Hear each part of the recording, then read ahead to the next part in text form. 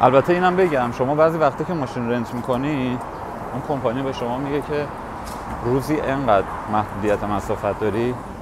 من بدون محدودیتشو گرفتم. اگه محدودیت دار بگیری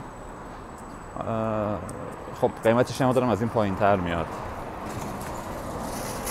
حالا مثلا من یه بار محدودیت دارشو گرفتم، به من نیسان قشقایی دادن.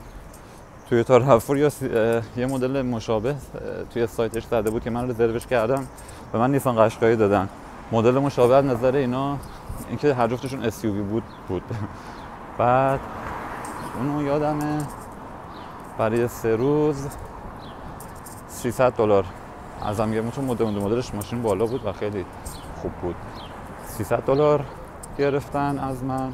روزی هم 200 کیلومتر میتونستم باش رانندگی بکنم. بارون هم گرفت متاسفانه. من از بارون خوشم نمیاد، زیر بارون باشم. چتر رو در بیارم از کولم کیس نشم.